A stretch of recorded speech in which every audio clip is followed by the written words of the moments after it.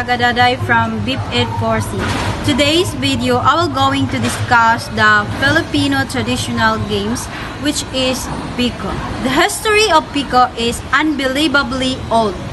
When ancient Roman cities dug up, drawing of hopscotch lines which found on the stone floors. Everywhere it is played for one aim, to win a place to call one's own in the Philippines. The game is also known as a kip-kip, piko ba, laban ang sig. Piko or hopscotch is one of the most famous Filipino games. It is a group of games and can be played with as many people as you want.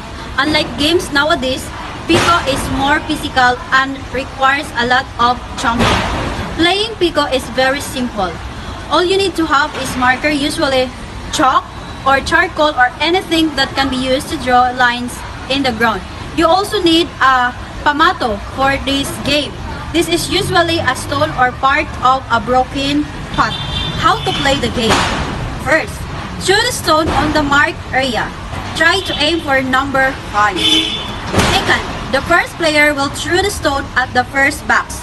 Third, before he returns, he should pick up his stone, still without jumping on the first box. Fourth, it's the next player's turn. He will only do what the first player did. 5, after all players get to turn, the first player will now throw his stone on the second box and repeat the procedure. Now, not stepping on the second box. 6, if a player steps on a line, they stop and let the next player.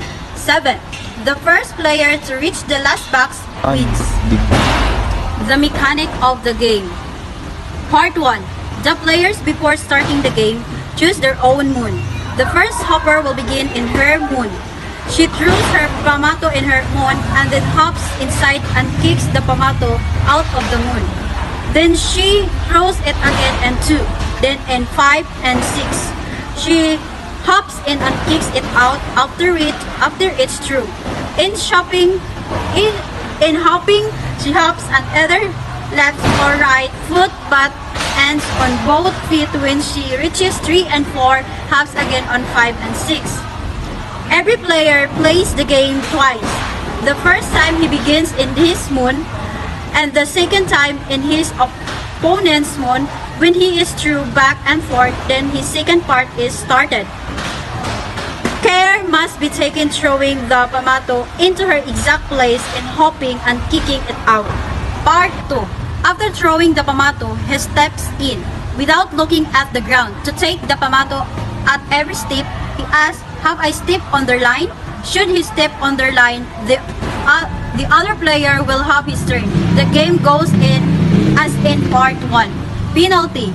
The winner puts the loser's hand rather heavily from 10 to 30 times according to the agreement. This is called bantilan or potting.